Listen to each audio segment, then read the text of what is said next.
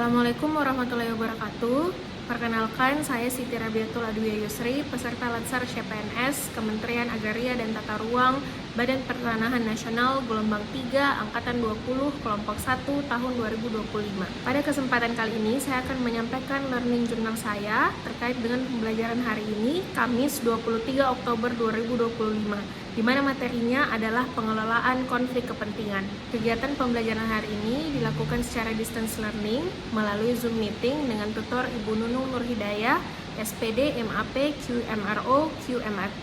Pembelajaran berlangsung menarik karena diawali dengan kisah inspiratif dari Bapak Kapolri yang kelima, yaitu Bapak Jenderal Polisi Purnawirawan Dr. Andes Sugeng Iman Santoso, yang terkenal dengan prinsipnya pantang menerima pemberian karena jabatan dan selesaikan tugas dengan kejujuran karena kita masih bisa makan dengan garam. Bagi saya, pesan tersebut sangat kuat dan sangat relevan dengan topik hari ini. Integritas beliau menunjukkan bagaimana seorang pejabat menolak segala bentuk konflik kepentingan. Beliau tidak mementingkan kepentingan pribadi mempengaruhi tanggung jawabnya kepada negara. Diskusi menjadi lebih padat dan lebih menarik ketika sesi review hasil tugas kelompok kami kemarin terkait dengan analisis isu pertanahan.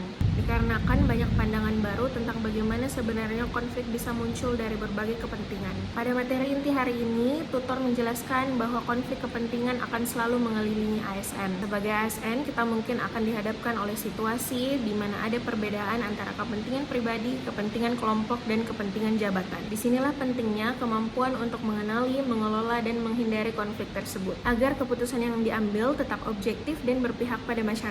Saya juga belajar bahwa pengelolaan konflik kepentingan merupakan bagian dari sikap bela negara, karena dengan menjaga integritas dan mementingkan kepentingan negara di atas kepentingan pribadi, maka kita sedang berkontribusi untuk menjaga keutuhan dan kepercayaan terhadap pemerintah.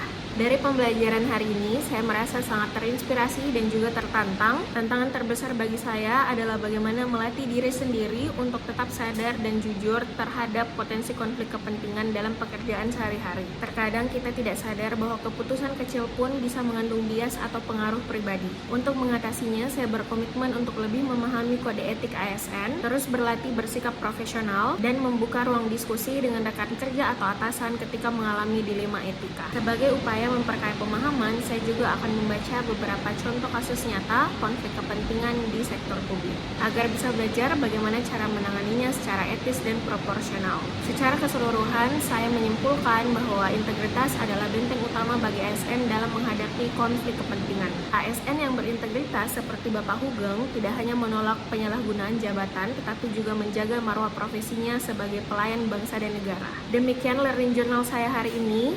Kurang dan lebihnya mohon dimaafkan. Terima kasih. Wassalamualaikum warahmatullahi wabarakatuh.